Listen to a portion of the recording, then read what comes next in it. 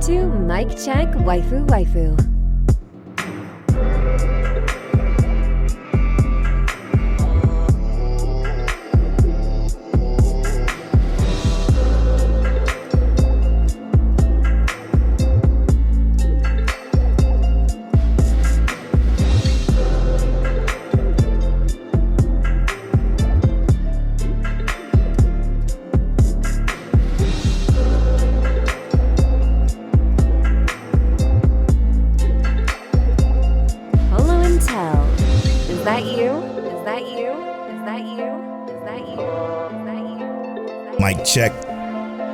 Mic check, waifu.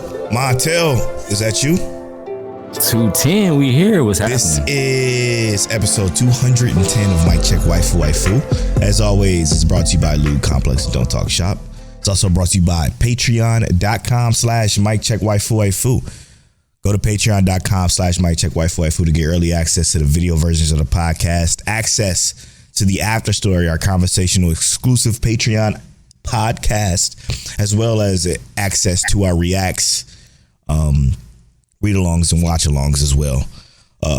Funny enough, we just dropped a new Afterstory, the Afterstory 63. I titled it Unquantifiable in the what did I title the other? I'm gonna find them titles for you because it's pretty good. Unquantifiable in trainer breakdowns. So it's a great episode, very educational episode. Tell is dropping gems that you normally would have to pay for, but he's doing it for my sake. So if you got exclusive access to our exclusive podcast, the Afterstory, get that knowledge. I think you'll be a little bit smarter, or you might be just dumb with us and enjoy the conversation anyway. It was fun. We talked about space and shit.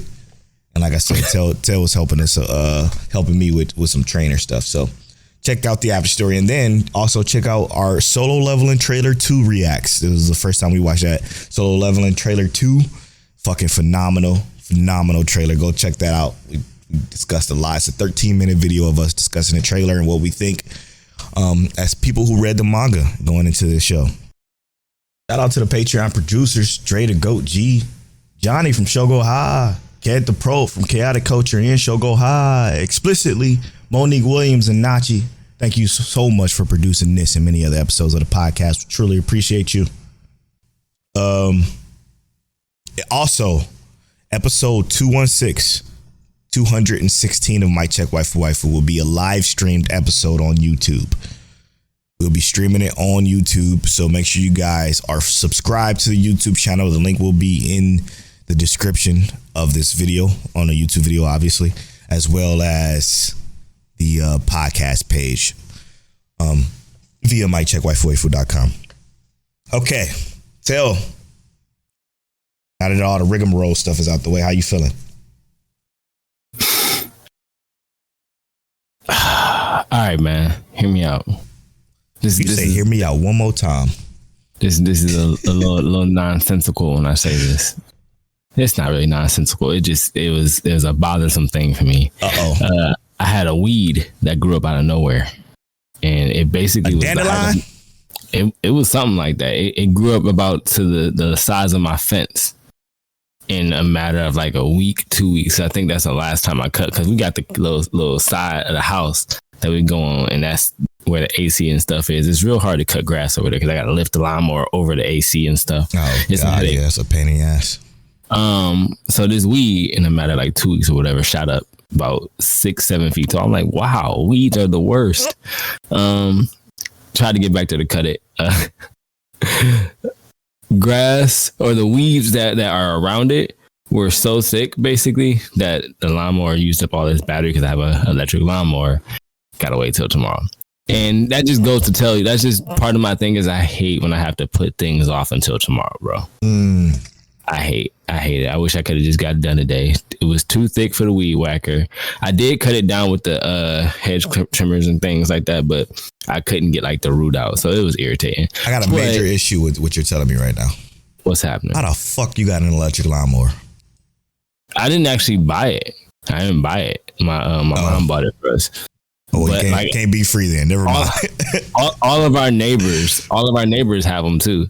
So everybody got electric lawnmowers. They're so bad. Except for this old dude whose house was made in like 1920. He ride around his 4-wheel seated lawnmower, cutting everybody on his side of the street grass. So we trying to get like him. Yeah, no, I would never ever in my life be using an electric lawnmower. We tried that one time when we had that house in Maple, and my mom was like, "Yeah, no, we're taking this shit back," and she bought a gas one. It just don't. The issue is it's not even the fact that it's electric, because it has a really nice features for it to be electric. It just isn't as strong. You know what I mean? Exactly. I think for them to make an electric lawnmower that is as strong as a gas one, they got to it's got to be bigger. Yeah, I mean, and I don't know, from what I noticed from walking around here, at least in the city of Houston, is that the grass is fucking thick, man. It's thick and hard and dumb dry as hell.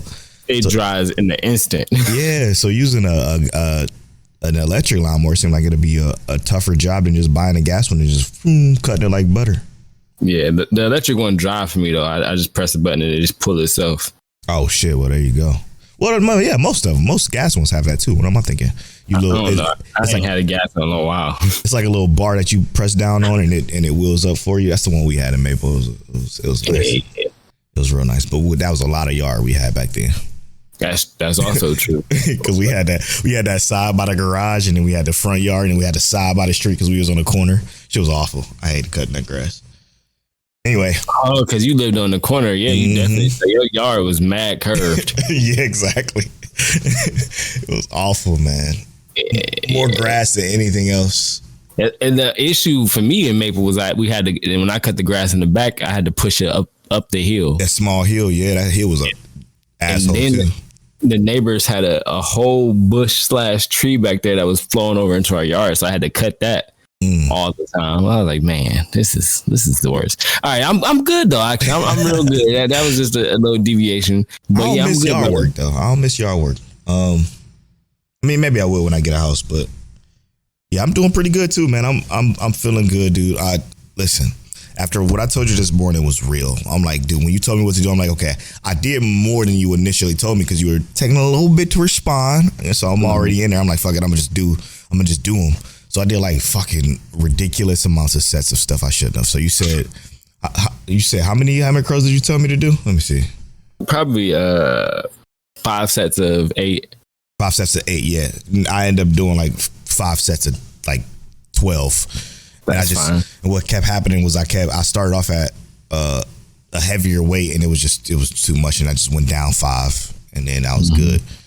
And but I was just about when you gave me the amount of sets, I'm like, shit, well, perfect, because I was just done with everything else that you gave me, and I was doing the bicep curls to failure, and it was feeling pretty good, man. I'm every fucking day I look in the mirror, I'm like, this shit is crazy, seeing the difference. The major difference is it's just motivating me to get up and want to do more. So I'm looking forward to whatever you give me tomorrow. Let me get them sets with whatever you give me tomorrow, like in tandem, so I can do it all at that once. What time you working out in the morning? You working out in the morning? Yeah, it's probably around like the same time I did today, like 9. All right, because I'll be up at 5 working out. Sundays I normally don't work out, so I wasn't up yet working out. I was just chilling. So tomorrow I'll probably be done working out by like 6:30, 7 o'clock. Just text me whatever you got for me to do. Yeah, I'll send you what you need to do. I'm gonna make it leg day. So already did leg day. What do you mean? 2 days ago. 2 days ago, your legs recover. So for y'all, 2 days ago, and then I walked 20,000. You gotta walk anyway. You're a human being. Yeah, but I gotta walk about 10 though. You told me 10 is the daily.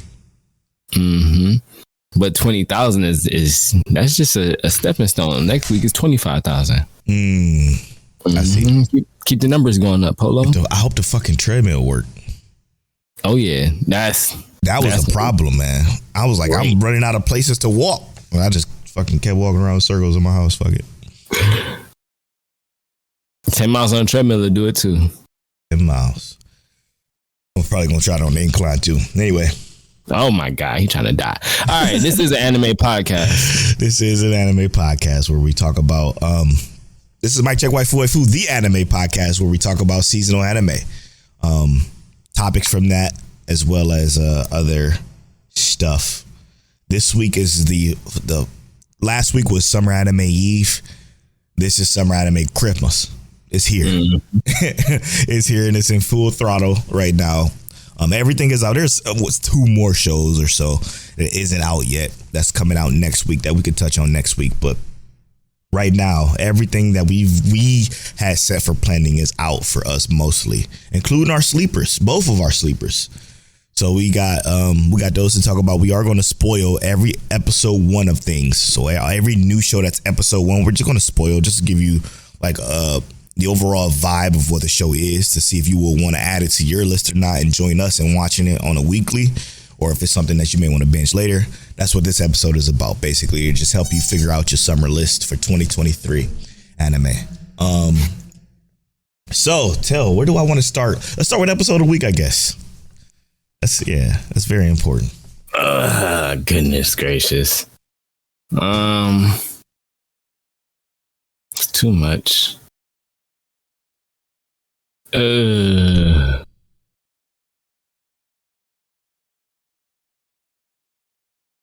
gonna go with let's do this. Let me modify and make it a little bit easier for you. What was the biggest surprise for your episode of the week? The show that surprised you the most? I would have to say, hear me out. I kind of hate you a little bit for this. Maybe the most surprised was the Dream Boy is a realist.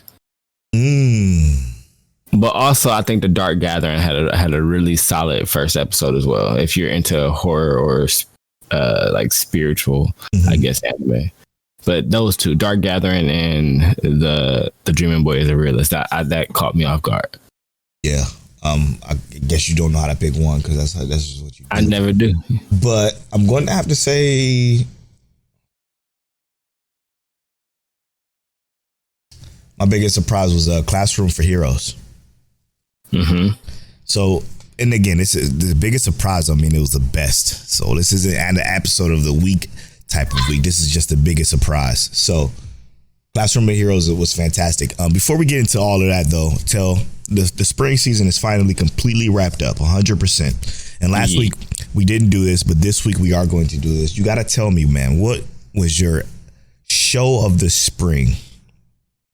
Now that one of your favorite shows is finally wrapped up and spring is completely done. Tell's favorite show for spring 2023. It doesn't have to necessarily be the best. Just your favorite.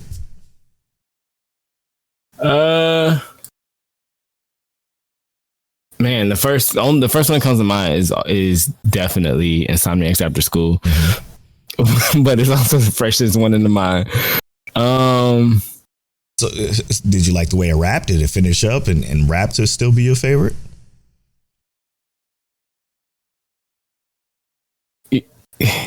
Yes. Okay. But I'm trying to be fair, because also I'm thinking about stuff like Hell's Paradise, because I love the way Hell's Paradise wrapped, and I know we talked about that last week. I'm trying to think of like what was the best rap, and your favorite, not the best, just your favorite. I know that's what's solidifying it for me. I'm gonna go with Insomniacs After School. Perfect. See, and there you go. That's it. It ain't gotta be. You don't gotta think of what's the absolute best or worst or whatever the case may be. My favorite was The Galaxy Next Door. It's just that simple. It was the most refreshing, most fun I had watching. It was great cast of characters that I absolutely adore. Whilst Hell's Paradise is probably the best, in my opinion, maybe. My favorite was A Galaxy Next Door. It was too good. It was too good. Apparently the dub is done, according to Twitter. So a lot of people, if you guys are into adult slice of life, check it out. You would absolutely love that show. I can guarantee you that. It was fantastic. That was my episode of this. That was my show this spring for sure. Now, to get into this summer, man, the surprise for me this week was Classroom for Heroes. Now, Classroom for Heroes is very fucking generic. Okay, very generic, but it's generic in the way that I'm invested. and it's again, it's nothing special, man. It's again your typical fucking was the Chivalry of a Failed Knight kind of show, or a regular magical high school, an OP character in the school, who essentially try to just survive, to get along with people. Now his motivations are a lot different than other characters like this. He just wants to become friends because he is actually the former hero who essentially destroyed the Demon King. And the beginning of the show is the hero and the Demon King fighting each other, and it is perceived that they kill each other, but he comes back with with a part of his power suppressed, it seems, and he's going to an academy where academy for heroes, essentially, where there's a bunch of different people trying to become the next hero, but he's just there to literally make friends, even though he's essentially the hero himself, which not many people know about yet. So it kind of goes through the antics of him just becoming this weird, very openly extroverted guy who's trying to become friends with literally everybody in his academy, including one of these girls who's considered the Empress. The Empress is someone who isn't approachable, who doesn't have actually any friends whatsoever. She's just considered like one of the strongest in the entire school, and he ended up becoming friends with her in a very strange and peculiar way. Very good show. I didn't think it had the ecchi tag when I saw it on Andy List, but it kind of got some etch in it. A little bit. Yeah, there's a little bit of it. It's it ain't distasteful etchiness yet. So far so good in that particular aspect of the show, but the show is very interesting. I like the Blade character so far. I like the character who he assists, the Empress herself. I enjoyed this one a lot. It was a big surprise because I'm like, whoa, this is actually good. That's why I wanted to make it my surprise this week, because I'm like, I literally sat here out loud and said, whoa, this is actually good. So, and everything you said, I 100% agree with. And I kind of feel like that's why I'll settle on the Dreaming Boy as a realist, right? Oh, God. We're going to save that for later because that's my sleeper. So let's save that. We can say that for later. But I'm telling you, I got some stuff I want to say about that because I feel like I love that character. What about another episode one that you watched? You was just talking about one that rang a lot of bells, but Reign of the Seven Spellblades. So this one is also very much so essentially about the characters in that Chivalry of a Failed Knight kind of world. It seems, from what I've seen so far, it doesn't seem like what would I say? It doesn't break away from those generics that we talked about, that you just recently talked about very much at all. Funny. But you said what? I said, yeah, that's funny because it doesn't. Yeah, it doesn't. But it still has like maybe because it's recognizable, it's kind of inviting still. But I'm not going to say it's like something that's amazing right out the gate, but it actually looks solid. Very not pretty. like, yeah, it's not like I'm saying it's blown us away, but it actually looks good. And the main character, Oliver Horn, actually seems like a decent enough main character to keep him, to keep interest for a bit, to at least give it the 3-episode rule to check it out. Yeah, definitely giving this one the saber. Sorry, my dog started chasing his tail. Definitely interested. The beginning was very, I don't know. It does the thing that all of these shows have to do, and that's give you the exposition dump via school teachings, like the head mistress, which is fucking beautiful, by the way. Me and Rob J was talking about her on Twitter. Gorgeous waifu. She kind of explaining what this school is about, but the initial introduction of the characters got to be, I mean, it was extremely. I just felt like it wasn't much there, like at all, which is cool. It's the introductory episode, and I don't know. Meeting the samurai girl, her backstory. Yeah, meeting that samurai girl, her backstory seems to like it will be interesting, but I got a feeling this won't stand the test of time. Wow, as pretty as it looks, it's gorgeous. This might not make it. only because if they don't show us what we're here for, you know. That's how I feel about that one. Entirely agree. That's why I said 3-episode rule is probably where it's going to stay if it can get past that. Yeah, exactly. But so far, I'm definitely interested in watching next week. Just a little side thing they throw in here. Ayaka, I threw it off. I threw it away. It's gone. I am never watching that shit again. Yo, that episode was not great. It was not good. No. I kind of want to. I don't give up. Nope, that's not the. Keisha? I didn't mean to press that button. I kind of want to take this time to reprimand one of our friends, our cohorts, our good buddies, Rob J. Okay, I might add the antagonist sound in the back of this. I might not, but he deserves it. He 100% deserves it. This fucking vending machine show has to be one of the biggest waste of times I've ever watched in my entire life. When I tell you it was the biggest waste of time, I can't even fathom the fact that I had to watch the whole thing because, again, it was somebody that listens to the show who recommended it as a sleeper, so we got to give it a full try. I almost didn't finish the full episode. There was nothing about it, absolutely nothing about it that was interesting, good, intriguing. It has a 64 on the Annie list, which is a little too high. It's awful. It is an absolute awful show. It's the show is called Reborn as a vending machine, and now I wonder the dungeon. Let that sink in. It's a fucking vending machine, and guess what? That's all the show is about. Him being a vending machine, him changing his product to match certain situations. In his first episode, this fake ass Tifa from Final Fantasy comes and carries him to her hometown and tries to help get sales or whatever the case may be. I don't know. It's fucking stupid. It's a terrible show. Definitely one of the worst shows I've watched probably since what's that show that we negatively rated? Oh my god, I can't even think about it right now because I'm laughing too hard. I can't think about it right now. It was some Demon Lord retry or some shit like Demon Lord retry. That's exactly it. It was that bad because, again, I don't care about nothing that's going on here, and it was mostly him just being a vending machine. I hate it. I'm mad that I even watched it. And Rob is literally saying his praises like he had the best. He said, best episode this week, Reborn as a vending machine. Stop the fucking cap. Don't lie to our friends, man. Don't do it. Don't do it. I respect you, Rob. I hate to give you antagonist, brother, but I have to. Hear me out. Real ones let real ones know.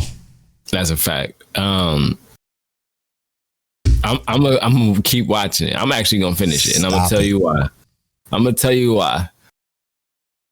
Because I gotta compare it to Reincarnated as a Sword. Oh no.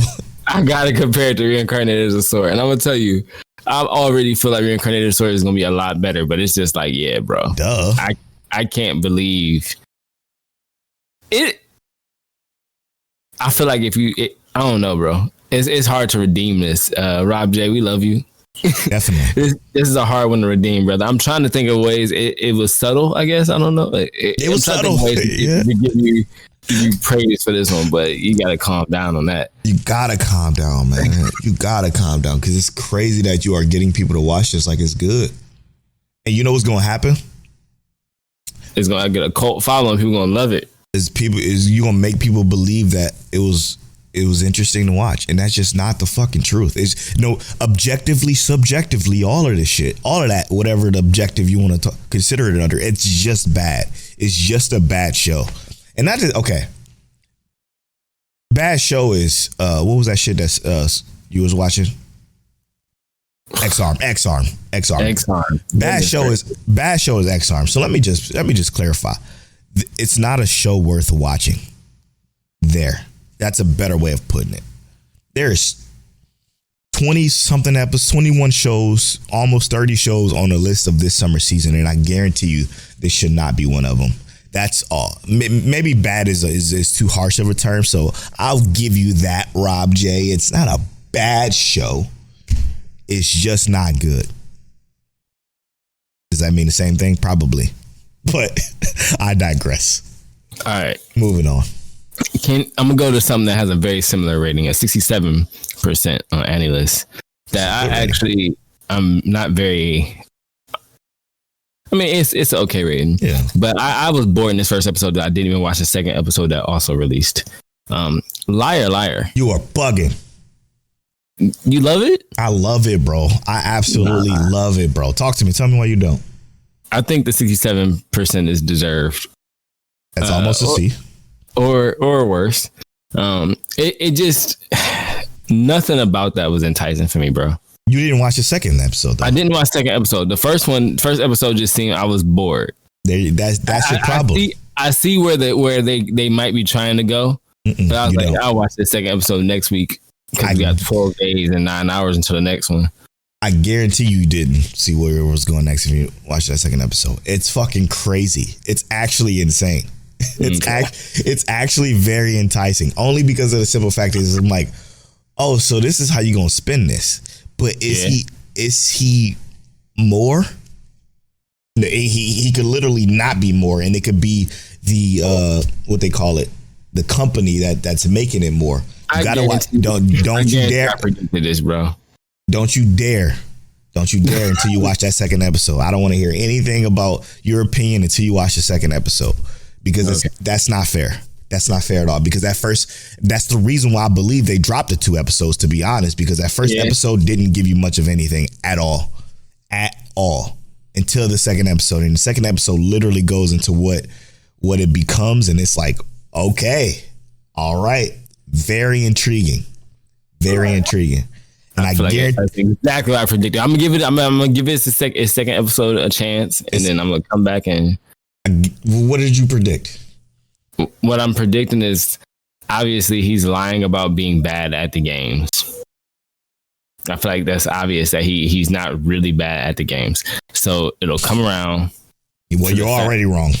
Okay. Episode 2 solves that issue. So he is bad at them. Cool. But either way.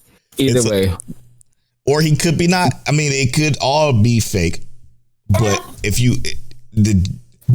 as genuine as he is in what they do around him in that second episode, it's not as predictable as you thinking so far, at least. Okay. You gotta watch the second episode. Again, that's why I think they dropped both of them, because that first episode was going to do that to a lot of people, including myself. If it was just that, I probably would have dropped it. I was gonna say, what was that show you had me watch that was okay until the last 3 episodes?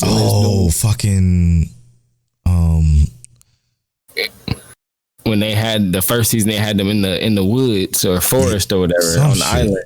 But either way, I'm gonna give it a shot, but I think it's mad mediocre. Yeah, you gotta watch it first. Next show I want to talk about is the girl that I like forgot her glasses. Beautiful. It's pretty when it's not moving. Because the problem with that show is I was literally getting motion sickness watching it. It was overly done.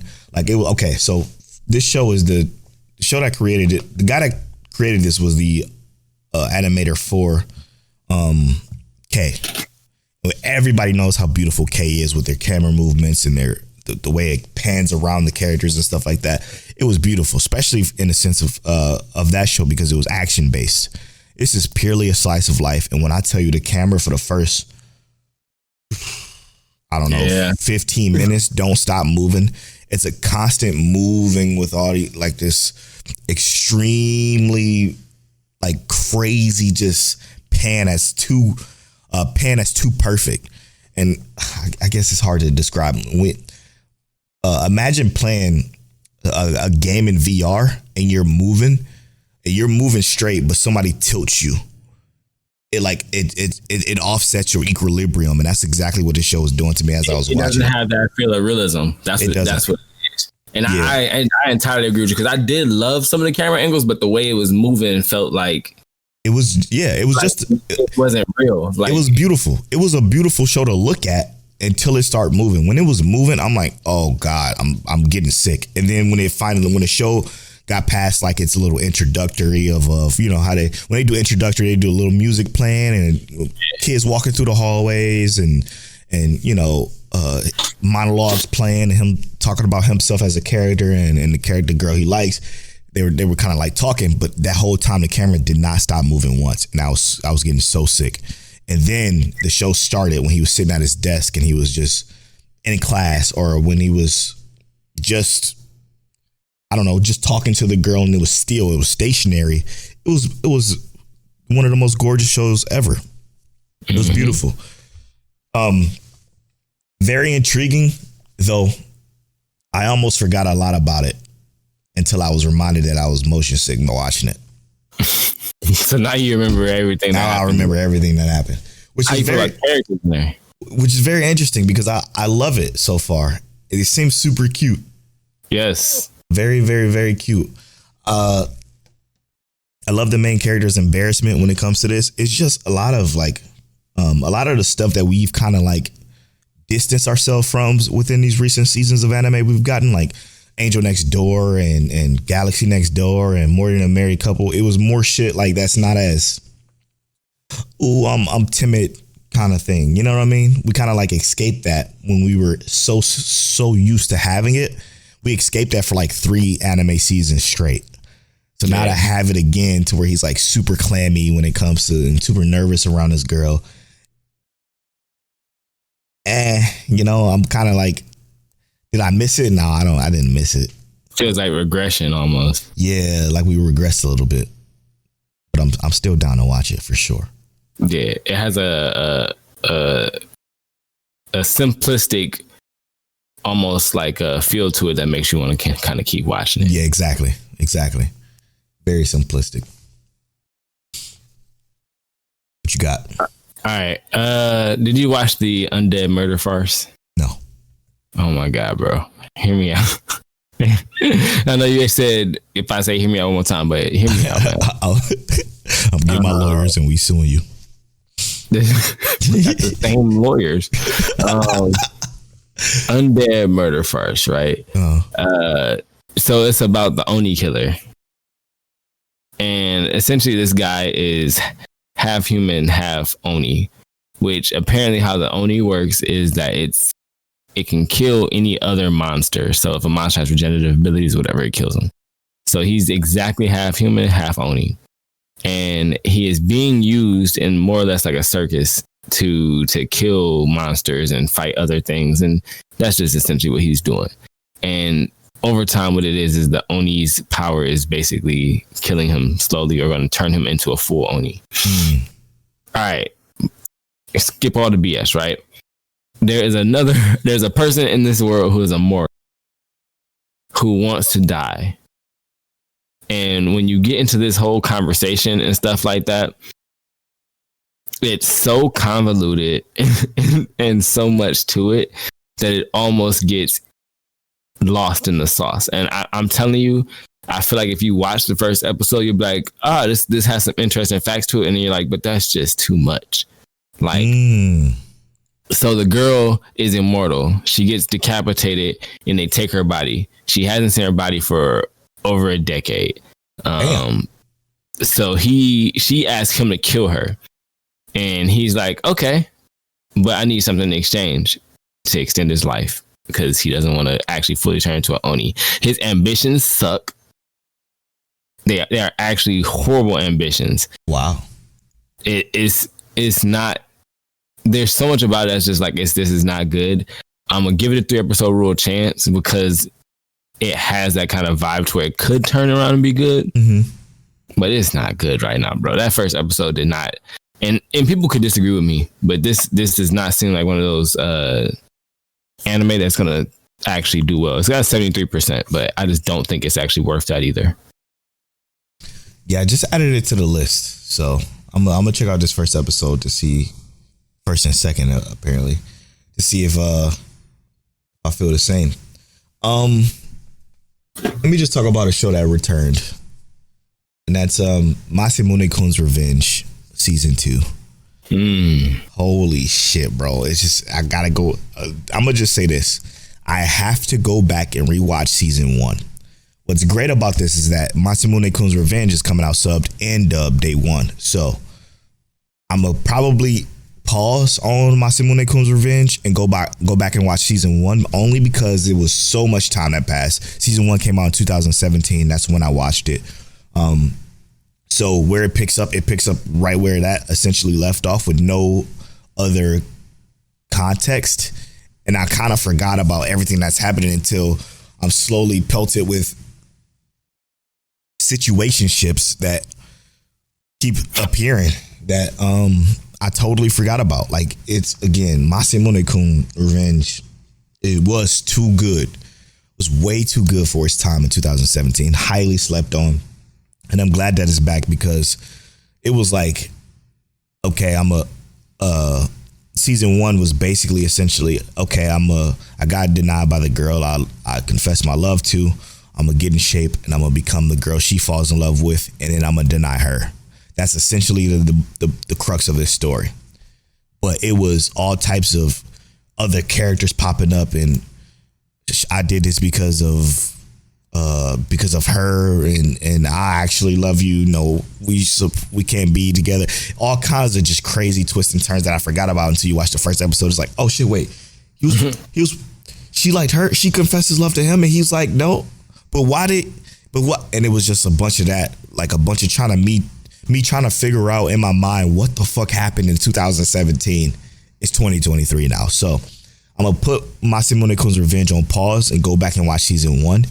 And then continue season 2, because it's definitely worth doing, because I haven't done it in so long. So I think that's the one that's if you're down with slice of life shows with a very neat concept, check Masamune-kuns Revenge out. It's both subbed and dubbed, season 1, and then season 2, like I said, is simul dubbed.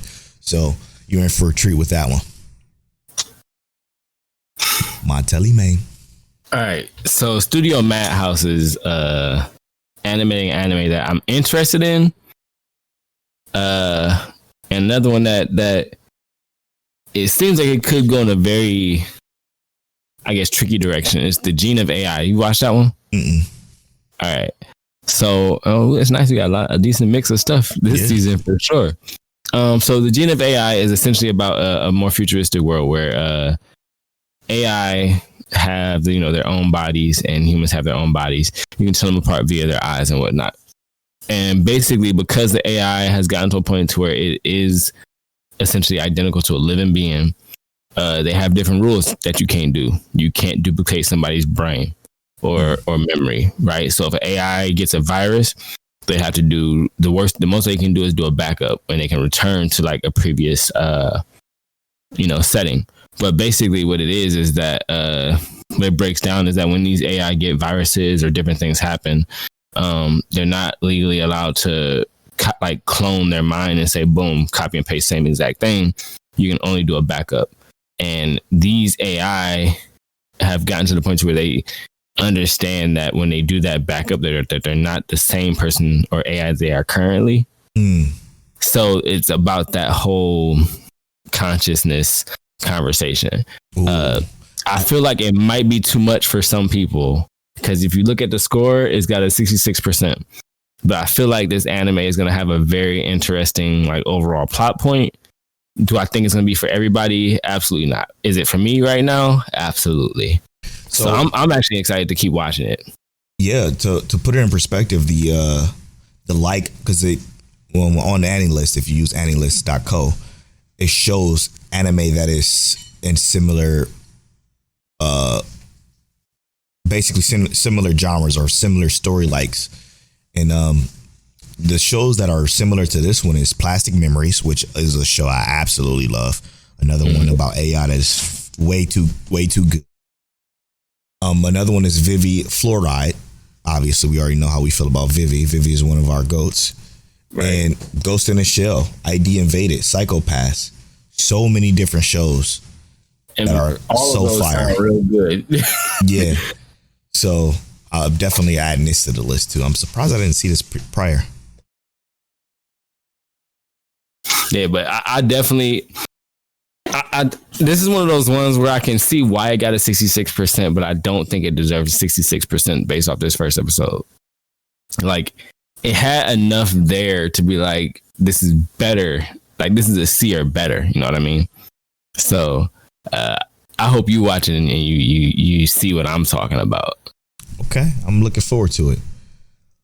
Another one that returned, that came back, was probably the internet's most hated anime, and that's Rent-A-Girlfriend. Rent-A-Girlfriend season 3. I did not realize has such a hated base. Like it's hated so much, which I can't even lie to you. I completely understand why. While I like the show, I also hate the main character. I still can't fucking stand this main character with every fiber of my being. That's reasonable. I understand too. Mostly because he's completely, I don't know, bro. He's completely far-fetched as a human being. You know what I mean? Like, there's nobody that's this oblivious and daft. You know that there's no way. It's not a possibility for anyone to be this simple. Yes. I don't I love it for some reason. Like some things about it, I do love. Me too. I don't know what it is either. I can't not watch it, but it pisses me off so much. Like I get it. Like I can't even complain at the fact that people hate it. It has a 68% average score. I get it, man. It's annoying. He's the most annoying character of all times. But the girls are fantastic. The situation is fantastic. I think it's the contrast to certain things like Angel Next Door, Galaxy Next Door. This is so much more messy. Yes. But like it's so much more messy, but less messy than super messy, if that makes sense. You know what I mean? Yeah, because it's not in the sense of domestic girlfriend messy. It's more so of just like cringe-worthy messy. Mm-hmm. Like I don't like to use the word cringe, but bro got you cringing. Yeah, like just fucking stop, man. Just stop. Just not to bash our main character, but he had me cringing when he don't understand that the girl like him. Had me cringing when he just talk about how friendly women are, bro. Come on, are you stupid? Are you dumb? Had me cringing when old girl said she was gonna cook for him. Like. It's signs out the wazoo for him to just not be a doofus, but he is what he is. I don't understand the fact that he can't understand that you are, if you just act normal. I don't like, is this, maybe it's normal for him, but just act normal. You will be fine, man. You will be okay. But like, I don't even know though, because if you look at his friend group, friend group. No, you're right. You're right as fuck. Damn, I'm tripping. You're right as fuck. Because they're all weird. Is worse than him. No, you're right. Then we got Mommy Chan's fucking doing whatever the hell she's about to do. Consistently. She don't never stop. And then they throw old girl, new girl in the mix. Which she seems like she won't be even slightly interested in him, but I can kind of see how they're gonna put her on the path. Yep. It's a lot of drama in this show. Even if it ain't like messy drama, it's a lot of drama. Right. But like, why him? He's such a fucking terrible character. Like everything. Everybody need love, bro. He's a hornball. He's a fucking cornball and an absolute doofus. Actually, there's nothing redeeming about him. I mean, maybe he's sweet in some weird way. I guess when you look at how he like it, kind of wear his heart on the sleeve with what's her name and about this whole movie thing. So I guess that's sweet, but that's about it. But he was spending $100 on a date for somebody that he didn't think he was going to talk to after that date. I don't understand. Fucking weird. Very weird. All right, moving on. What you got? You kind of took me back there for a second. You want to hit some of the heavy hitters? Let's go into wait, I'm sure there's one that I'm missing that wasn't a heavy hitter that I wanted to talk about. Yeah. My unique skill makes me OP even at level 1. Oh yeah. I actually fucking love this. yeah. That's why I said as soon as you said, I was like, yeah, that's gonna be it. That's a good one. And yo, it's funny that's crazy. How we both like this. It's funny how we both like it. Yeah, bro. Okay, all right. Hear me out. Analyst has it at a 63%. But it's not. I don't think it's deserving of that. And the reason being is because, again, I feel like whenever me and Tel see something, I'm speaking for Tel here, so forgive me if I'm wrong, Tel, he can correct me. But whenever we see something that's unique in the isekai space, we can't help but to be a fan of it. Now, again, we're not saying that this is a great show, but something about it we like because it's unique. Now, it's this guy, his office worker, who passed away from doing his office job and working extremely hard 24/7. One of those taking advantage, kind of like Zom 100. He was one of those workers, but he died. Okay. So the thing about this one is that when he died, he reincarnated as a slime drop, which means, if you're not familiar with how drops work, is like whenever you're playing a video game and you kill a monster, they drop an item. He happens to be dropped as an item in this world with this young girl who's very low level, extremely strong. She just kind of farms the first level of this dungeon to earn a living, to hopefully get her own place or whatever. Mm-hmm. So he comes into the world, basically finds out how the power system works and how levels work and stuff like that, and found out that this motherfucker's at level 1 and he cannot gain any levels. He's at his level cap. He's at his level cap. His level cap is 1. But obviously there's something unique about it, because my unique skill makes me OP even at level 1. And his particular skill is because of the way this world works. The way this world works is that everything is obtained. There's no farming. There's nothing else. Everything is obtained only by drops from monsters. So anything that you want to get in this world is obtained by a drop from monsters. His unique skill is an S rank. Every stat for his drop rate is S rank. So he could be killing whatever, and he just drops the best item from that particular monster, which makes him then be able to make different amounts of money and all kinds of shit, like this OP magical seed that he's found, and then in level 2 of this other, in level 1 of this other dungeon. But when I tell you these 2 characters that we've met so far, technically 3 with the bunny rabbit girl at the end, but the 2 characters that we met so far are the most charming, sweet, and just very nice characters that you want to root for. And that's what I think it is that I'm attached to, is because I love to have somebody I want to root for. And I feel that, especially when so we get to a point in this episode where he buys a house. Mm-hmm. And he's training super hard at the point that Polo's talking about, where he got the siege, right? Mm-hmm. That dungeon is a new dungeon that popped up, almost like some solo leveling kind of stuff. Right. And everyone is like, this dungeon is trash because we can't get any drops out of it, right? Because everything is important through drops. So in that dungeon, he's the only one that actually gets drops, and he's only on level 1 as far as we know for that dungeon. There might be more levels to it, but we know that he was getting those seeds, and he's the only one that gets HP from it. Now his HP stat is S level. Yep. But he's still level 1. Still level 1. But what makes it cool was that after he did all this training, he had been staying out for late nights and everything like that.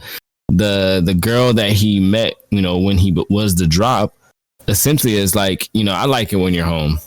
And I can tell that you're tired. You got bags under your eyes and stuff like that. And he goes back. He has a little flashback of his life before he came here. And he's like, oh, maybe I should slow down a little bit. And that, to me, I was like, yep, I'm sold. Like, I was already being sold. I was already like, this is kind of interesting, cool. But then I saw that human element in that emotional part. And I was like, yeah, I'm in this show. This show is it. Yeah. And it's, again, it's very different than anything else you're probably going to hear from any other podcast. But this is why we do it. This is a show I can't recommend enough if you like just pleasant, enjoyable situations, man. It's just, and it's different. Again, it's an isekai that's very different, very unique in the way it's doing things. But yeah. What's next on your list? Like I said, heavy hitters. at this point. Let me make sure I didn't skip anything. The Great Cleric. Didn't watch it. Another isekai. Probably gonna be a no for me, dog. I ain't gonna lie to you. Yeah, our main character, he's a punk. He chose to be a healer because he didn't want to basically fight. Yeah.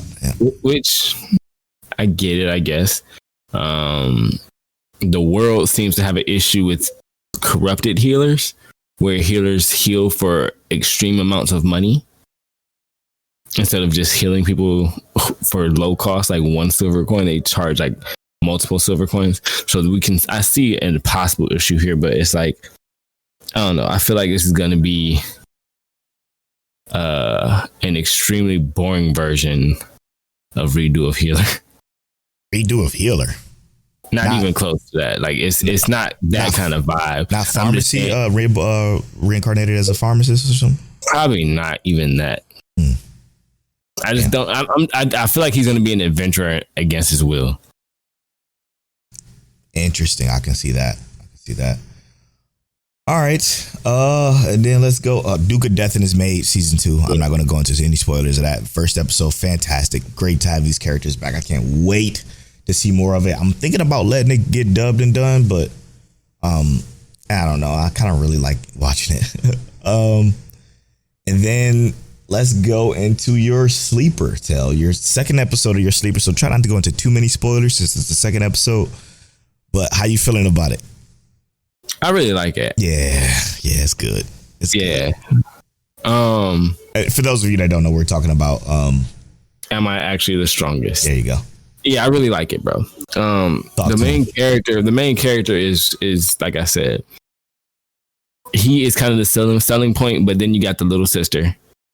Yes. And that whole interaction in this episode, I was just like, yeah, but it's how he carries out his actions and stuff like that. Because this episode, we saw like almost like a little twisted side of him. Like he was about to do some angry stuff, but he calmed down. But yeah, this is a great. I don't know, man. It's just, I ain't gonna say it's great. I just really enjoy it. It just is what it is.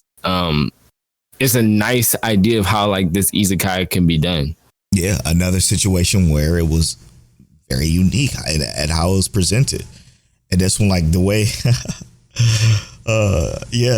the way he shows his OP-ness, pause, is intriguing, man. It's intriguing. I cannot wait to see the overarching underlining story behind everything that's going on with the territory, because it seems to be way deeper than we even think, according to his papa. So I'm very interested to see where this one goes for sure. All right, and moving on to my sleeper, which is the first episode that dropped. Tell you said you had some stuff to say about this one. The Dreaming Boy is a realist, for those of you that don't know, is actually my sleeper for this summer season. Yeah. So the reason that this was the most surprising one for me is that this main character, I love this main character. Yeah, he's fantastic. And the reason I love him is because he had that realization in his brain that what I'm doing isn't right. I should chill. Yep. And that whole sequence of things that happened when that ball got kicked and him realizing that was probably one of the coolest things I've seen in a show like this. Now, what's cool about this is he's also an extrovert, and my favorite thing about it is that everybody knows how he feels. Like he doesn't, where he everybody knows that he follows this girl around. He's in love with her. He's an absolute fucking head over heels for this girl. And then when he has his realization, it completely changes up. Like, okay, so it's about a guy who fucking loves this girl to no end. He essentially stalks her, but in a kind of playful way where it's not like creepy. But he stalks her and follows her around and constantly confesses his love to her. And she constantly turns him down and says, no. Eventually, while they're walking to school together, it's this soccer ball that gets kicked. And for some reason, it sends this, I don't know if it's like a dopamine release in his brain or something like that, to where he determines that what he's doing is unhealthy, not only for himself, but for her, not only for her, but mostly for himself, because going after something he's been told no to so many times it does nothing to advance his life. So what you start to realize in this episode 1 is that he's trying to do everything he can to like kind of tell her, listen, I'm about to be done with this. And it has like a little situation to where this one girl hears about this, and because she breaks up with her boyfriend, she finds interest in our main character, and he's like weird about it and whatever the case may be. But it just shows that what I loved about it the most is that at one point, fuck it, this is gonna get a little personal, but at one point this was me, and it wasn't that I couldn't get the girl, it was that I did everything. I did everything to show that I wanted the girl, right? And and I came to the realization like, oh, why am I doing this? And I moved on. And then that's when she came to me like, what happened? I thought we had something, but it was too late at that point. So, and hear me out, because this is essentially identical, but that's why I love this character as well. Because I see myself in this character. I can't be that person who is constantly overextended. Like, I'm willing to overextend. Absolutely. For people I love. But it can only go so far before I feel like, what am I doing here? And like we've had talks on this on Afterstory about this, about how time is the most important thing. Yes. And he's like, I'm wasting all this time being all in your face. And what I loved about it, what to me was like real, like dope, was the fact that he, even afterwards, he's like, he's never once been like, no, I don't like her. Like, he's never been like, I hate her. He's like, no, I still love her and I would love to be with her. But this is what I can do from here, because I'm not doing that anymore. Because that I'm becoming and all that stuff. He's like, I can't do that anymore. Yeah. And you know what made me turn my lip up a little bit? What's that? Was the end. What right did she have to storm off and be angry at him for giving her what she wanted apparently this entire time? Right. So now that this whole dynamic changed and he's going to be just normal, their seats are split apart now, so you ain't got to worry about them constantly being next to each other. He's about to be able to live his fucking life, and I think that's so fucking cool. Now, mind you, it's probably going to end up to where a situation to where she finally confessed to him and he's like all heads over heels, or maybe not. I don't know, but I fucking love where this is going already. My sleeper picks are just, I'm goated when it comes to this shit apparently, because I haven't missed. This one's fucking fantastic so far, though. This is probably one of my favorite shows outside of like the heavy hitters, you know? Yeah, this is solid. Just so y'all know, because this is coming up soon, actually. We are going to spoil half of the show. JJK, obviously, Bleach, and Jobless Reincarnation. I don't know what order yet, but those are the 3 shows we're gonna spoil. Just to bring that up.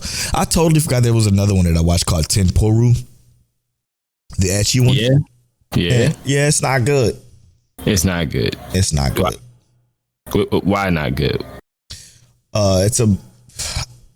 Okay. So I'm just quickly explain it.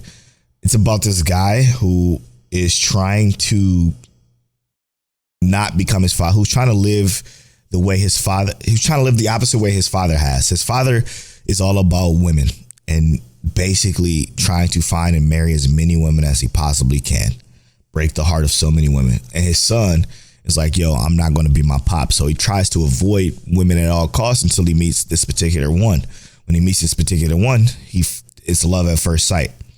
Now, with it being love at first sight, he's trying to find ways to quell that feeling, because again, he's not trying to become his father and want to marry every woman that he gets in contact with. So he goes to this temple and to try to become a monk. And you know, the Shaolin monks or whatever, they aren't allowed to have partners or basically do anything that does involve in women, period. They're strictly religion. So he goes to this temple and tries to do this. Come to find out that this temple was actually converted into a nursery. So there is no monk there to train him. It's just women. because it's a nursery.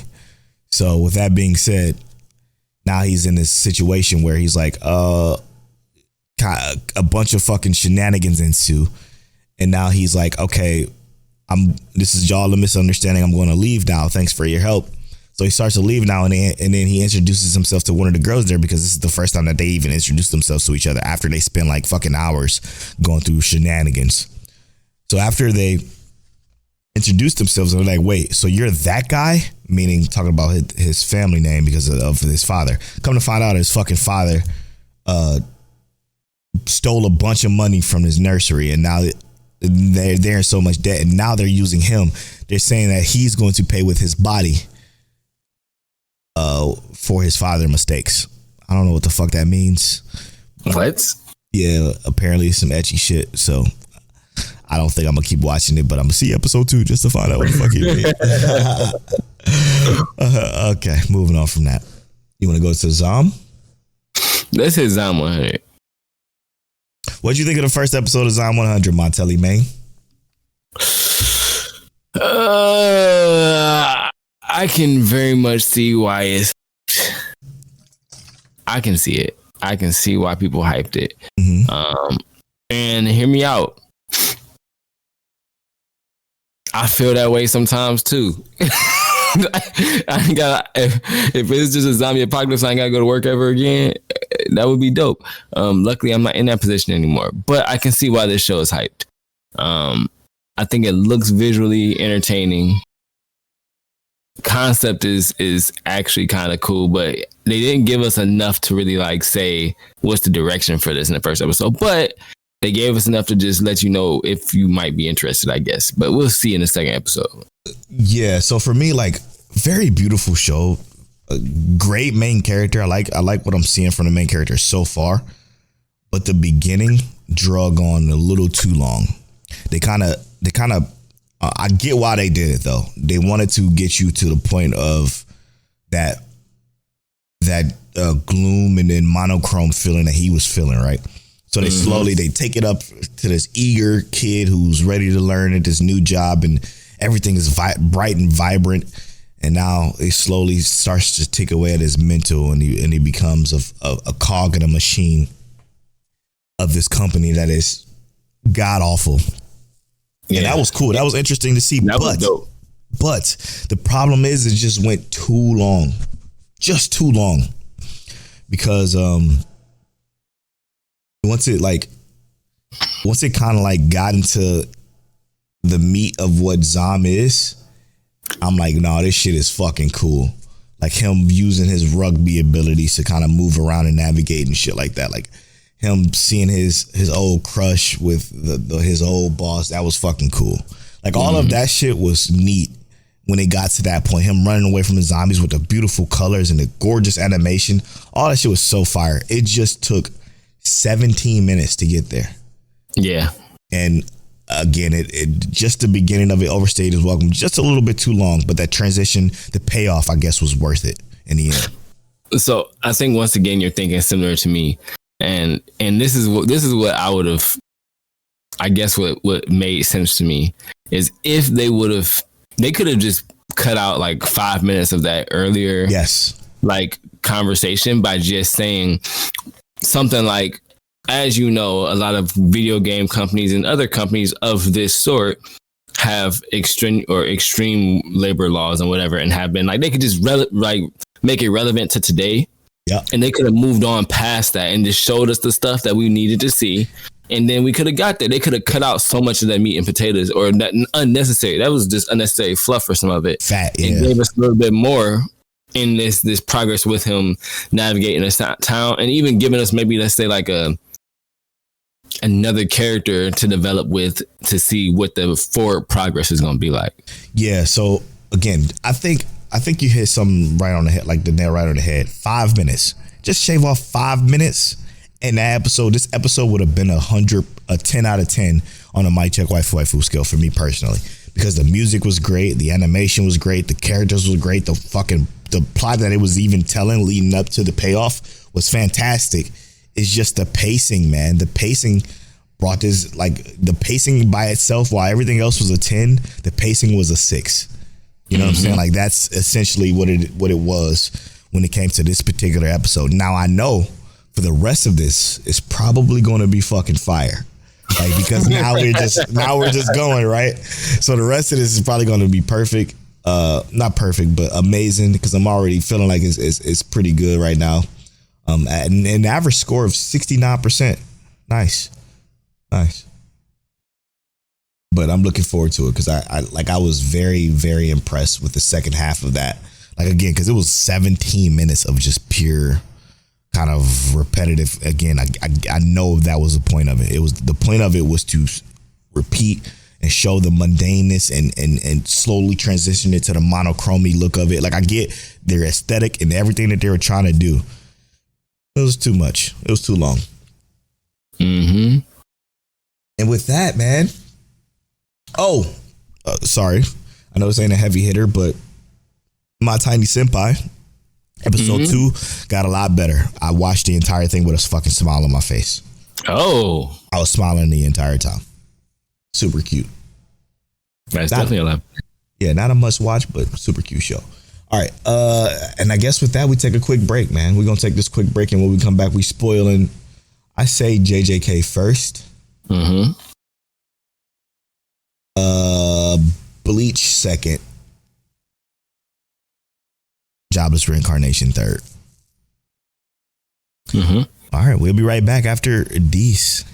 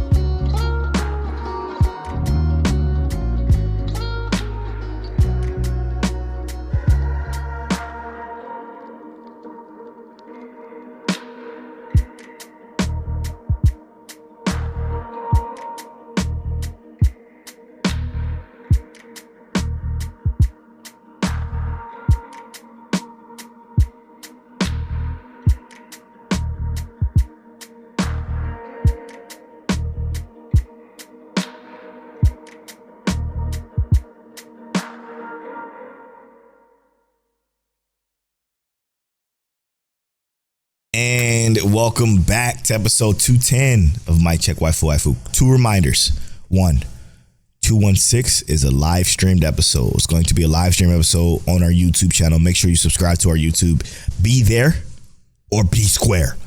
That's 1. 2, for those of you that are Patreon producers, I don't know if you guys noticed, but you are in the description of this video on YouTube as well as the show notes.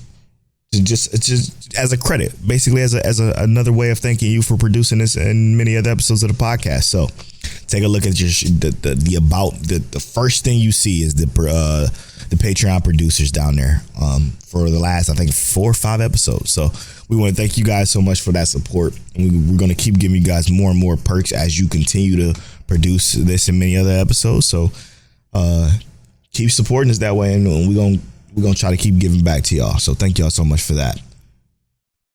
Got a surprise for y'all coming up soon. All right.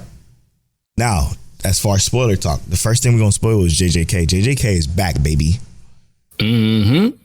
Is back. And obviously, for those of you that didn't read the manga, season 2 is pretty much a kind of a, what'd you call it? A flashback of Gojo's past. At least the start of it. Is this? No, it's not. Okay. But is this like 0?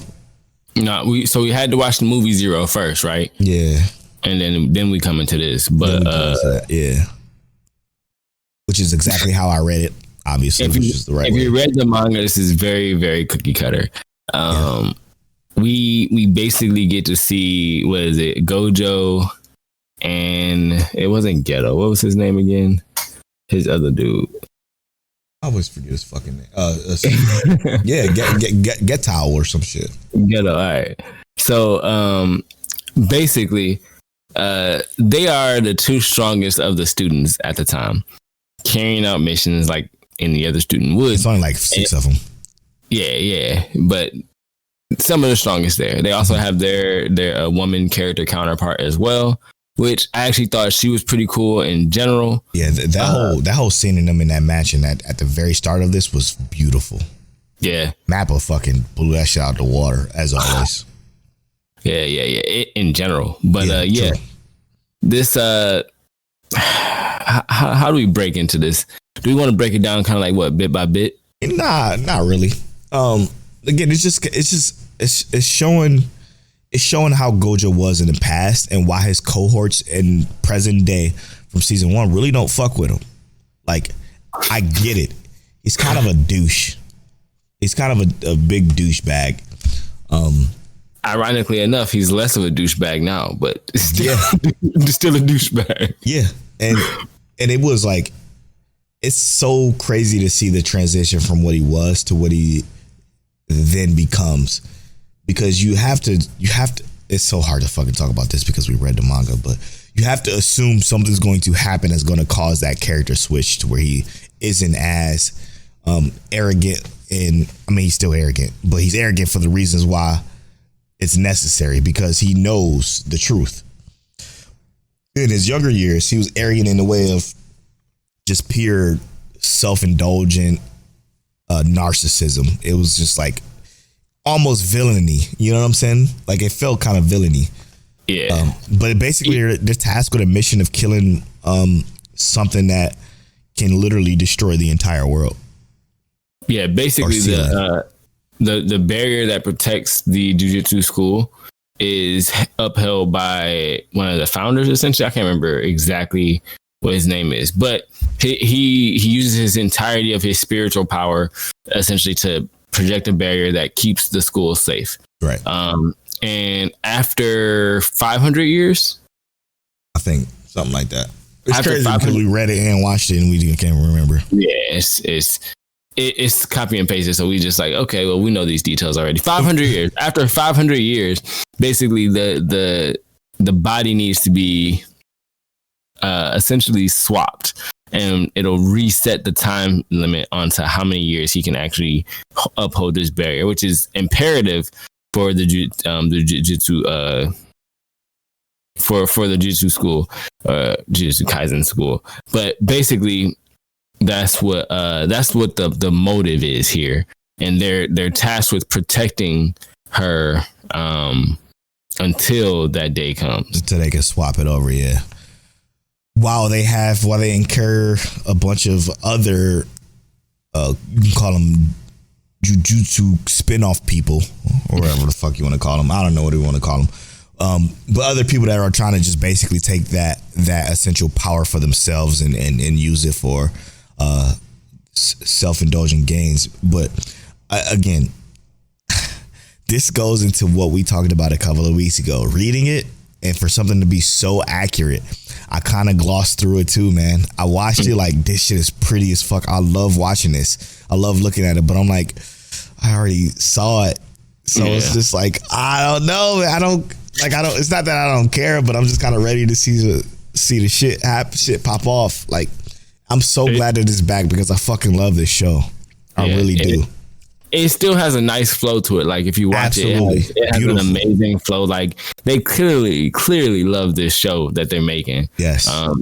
So, I mean, it's 100% still worth watching. It's just, reading it makes it. It's so many details that we just kind of glossed over because we've already read it. We've already been there. And I feel like that sucks because we normally, like, when it comes to spoiler talk for Demon Slayer, we're like fucking in it. We're involved. But now it's hard to kind of dance around, or when it's just one of us that read, like you for My Hero and me that didn't, and me kind of talking and kind of shooting shit with you from a different perspective, and you know more. But now that both of us read it and it's so manga accurate that it's like, I don't really know what this 1-for-1 manga adaptation is crazy. I don't want to spoil people by going a little bit further ahead and saying some stuff that's going to happen. Exactly. So I'm like kind of dancing around and tiptoeing. I fucking hate that. This just solidifies the fact that I don't want to read shit. I just want to watch it. Because I don't want to read shit that's not coming out. I want to read shit that's not coming out as an anime, but I don't want to read shit that's popular and that I love, like Demon Slayer, Jujutsu Kaisen, even Fire Force for that matter. Like, I don't want to read that shit because watching it and then having these conversations are the best. It's what we do. It's what we've done for 4 years, Till. 4 years we did this shit. And like, I feel like I'm letting people down with not really being able to say much about something that was so fantastic. Like, and the only reason that we can't say much is because we're trying to keep from saying too much. Exactly. It has an 85 average score, and that's not for nothing, man. For the first time, this isn't some overhyped bullshit that the internet spills. This show is fantastic. I can't stress that out enough, and I loved every second of what I watched. But it's like, what I watched, it's not surprising. I'm not surprised by it at all. So I'm just looking forward to the point where I don't think I'm get to the point where I didn't read until like probably season 3 or 4. Yeah. And to make one thing clear, I think that first episode is definitely worth 85%, but I think this show is worth more than 85%. We gave it a 9.8. So yeah, I was going to say the show as an entity is definitely better than a 9.8, or definitely better than 8.5, and definitely worth a 9.8, even after reading everything we've read. Yeah. It is fire. As the internet like to say, it's peak fiction. It's definitely. Sadly, it is. I have to agree with the internet, this one. Yeah, it's definitely top tier. So sorry, again, we can't talk much about it, but we enjoy it. We think you will too. Moving on. Bleach is back, baby.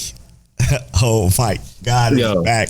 What the fuck? Okay, I said this on Twitter. I'm going to say this now. The fact that Bleach just doesn't waste your fucking time anymore. Ever. Like, in the past, it used to, because it was a fucking studio period, long form, 175 episodes, whatever the case may be. This is different. And it feels different, and it just flows. The pacing, 10 out of 10 on the Mic Check Waifu scale. Because we got literally everything we need. We got what Ichigo is working on right now. We got the recovery of the Soul Society basically after the attack. We got Chad and Inoue fucking trying to get their grind on too.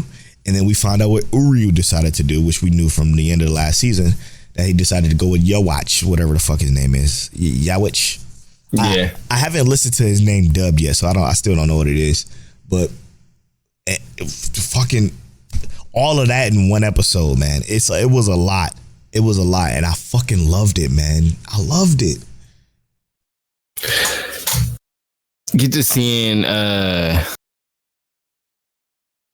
I can't even think of his name right now. You watch his new successor, take over Uryu, to get to see Uryu take over that mantle more or less, and even getting to ask the questions as to why.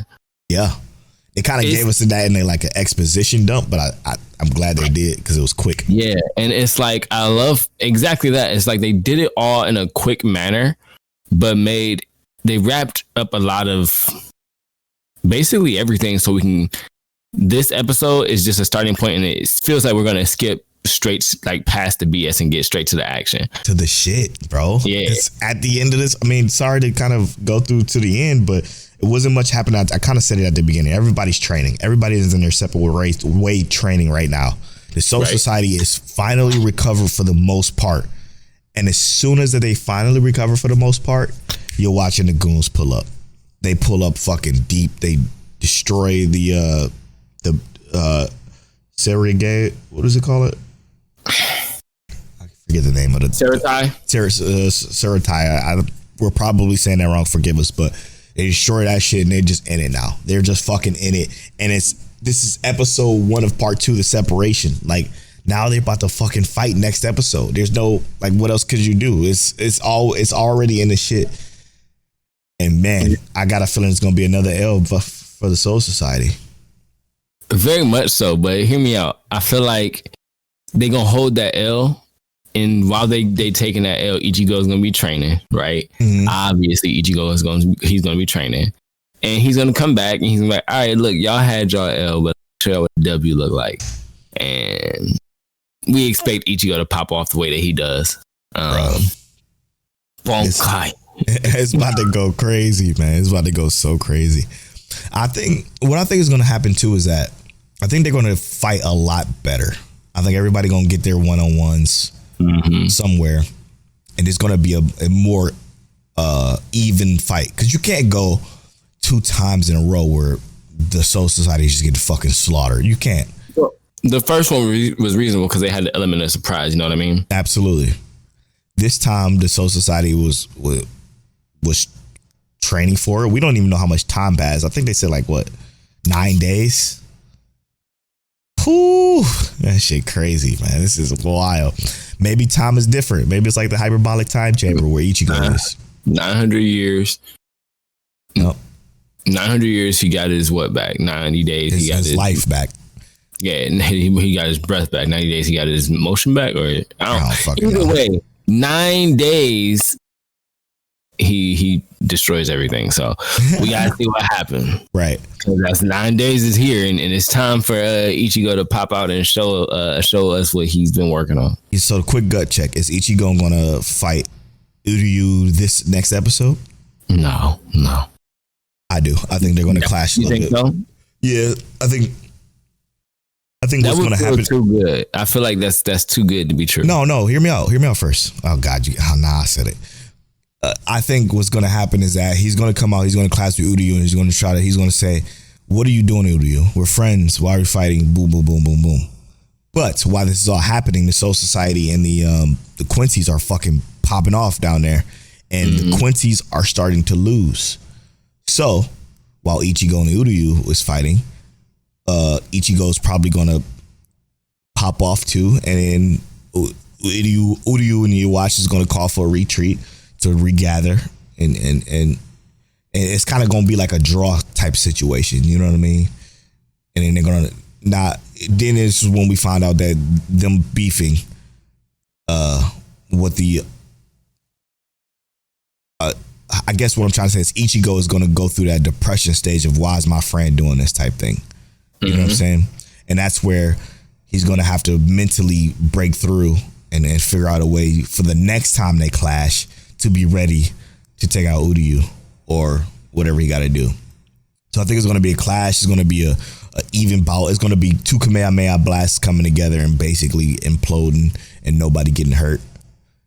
At least so far. I mean, some fucking basic Soul Eaters, Soul Reapers, and some basic fucking Quincy people gonna get smoked, but who cares about them, right? I'm just talking about like the main shit, the main captains and shit. They're gonna be more ready this time. Yeah, I don't think the captain's gonna show up until the end, right? Like, and the only reason I say they'll show up at the end of this season specifically is because I think the season or the episode. This season. Damn. Because I think that exactly what you said, right? The captain's got to show up and show out after having their bankai stolen, all that kind of stuff. I think I'm thinking of like the science captain, the one who got the weird body thing. Yeah, I feel like he come out, he's gonna, as soon as he show up, it's dub, it's over. So I feel like this next clash with them is gonna have to be. It's not gonna be as one sided. And like you said, I think the little small units are gonna fall off, but the captains show up, and that'll be where it's kind of like they get overrun because like now the captains know what they're looking at, and that's when the Quincy's will get washed. Interesting. Okay. All right. How many episodes of this do we got? 13. So it's basically Core 1 and Core 2. Now is that it though? Like is it over after that? I guess we'll find out if there's a part 3 and part 4, like Attack on Titan. I mean, because this is a whole arc. I don't know if they even said a final season. You know what I mean? Yeah. Interesting stuff, man. Okay, I love it. I'm loving it so far. Obviously, Bleach is back, baby. So maybe do we maybe move one of the newer shows to spoiler talk next time, and then do a Bleach talk every couple episodes like we used to, every other episode? Yeah. We can definitely give that a go so we can open up some space for some other stuff. Yeah, for some newer summer stuff instead of it all being returning. I'm down for that.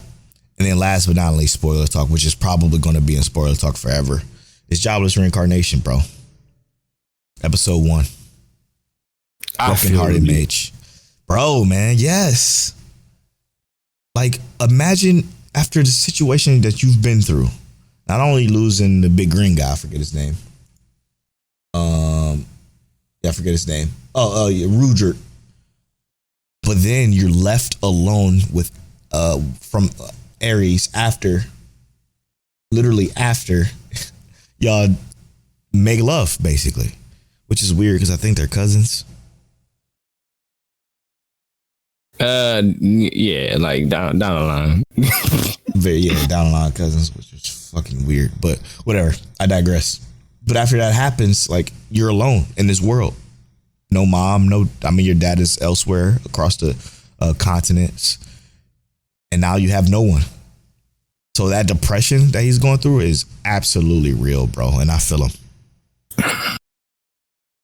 And it feels like he keeps getting separated from people he cares about. Yep. And he ends up in these situations where he's alone, which obviously sucks, especially when you know how many hundreds of thousands of miles your people are away. Or could be away, yeah. Could be away. They could be literally anywhere.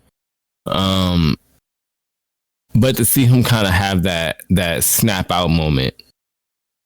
Yes. And especially when they were getting overrun by the black grizzlies and the white grizzlies. To see Rudius say, you know what? I can step up and do this. Let me stop being in my feelings. Rudius is that dude, bro. Rudius is that dude. It's crazy.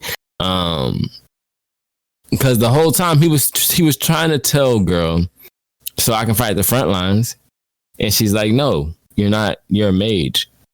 I can do support. No, you don't know how people move. And the whole time we keep forgetting Rudy is a goat. Like, why y'all not letting him do the things that he's supposed to do, but they don't know, so it makes sense. They literally have no clue that he can heal. He can fight up close, or he can fucking he can range him down. They just know that he can spell without incantations from what he told him at the start of it. But still, man, he's fucking. You tend to forget that he's unbelievable because he don't really do much. He hasn't really done much and to see what he can do is like a legend, essentially. Exactly. So I absolutely love what this is doing so far. What Jobless Reincarnation 2 does so well, and Jobless Reincarnation in general does, is that it could just not have any music and just purely for the atmospheric feel of everything. They don't do intros.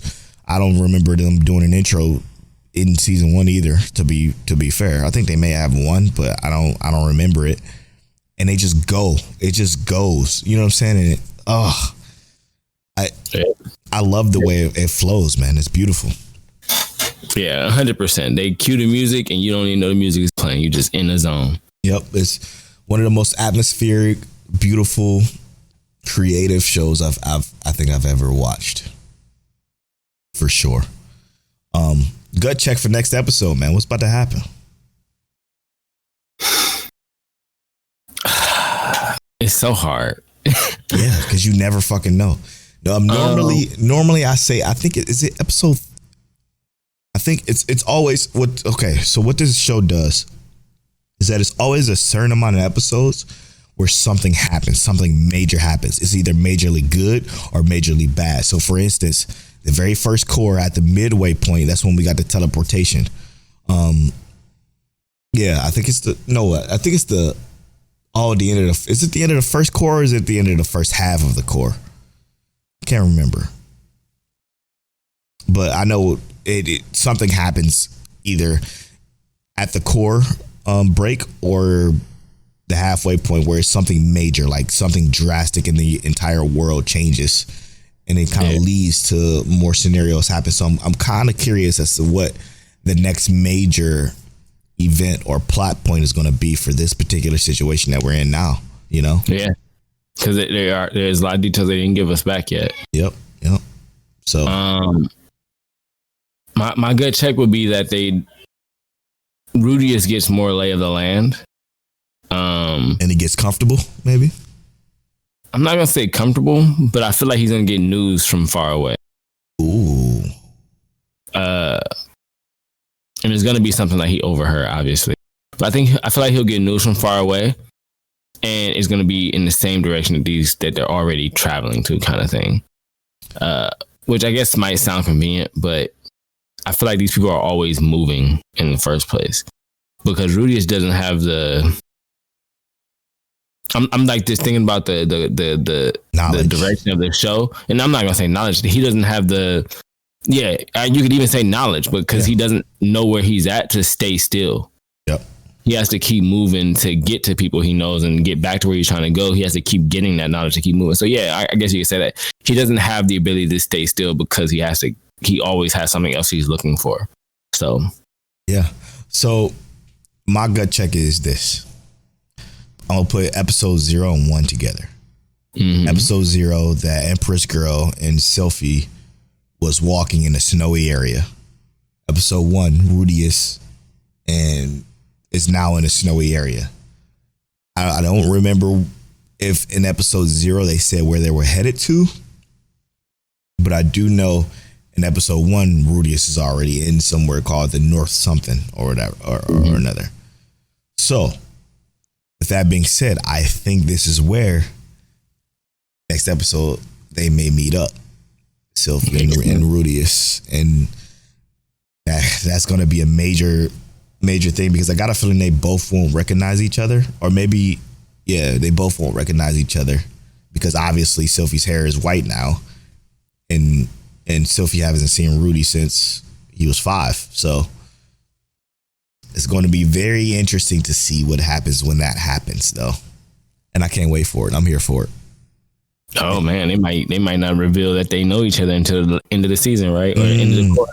Be very, very, very, very strong point that might happen. But to be honest, man, I'm going to keep it real with you, Till. I'm at Polo Borfly on all social media. I'm at King Teliano on all social media. You can follow our social medias, including Threads, at Mike Check Waifu. On Twitter, on Instagram at Mike Check Waifu on Twitter, and at Mike Check Waifu on TikTok. And as always, Mike Check. 1 2 1 2.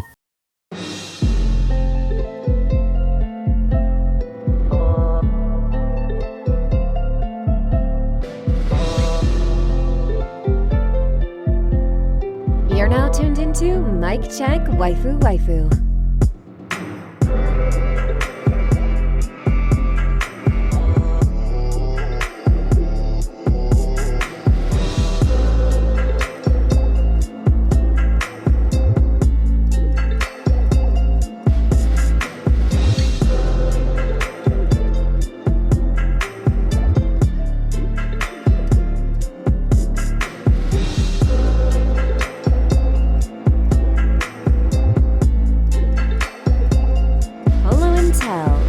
Is that you? Is that you? Is that you? Is that you? Is that you?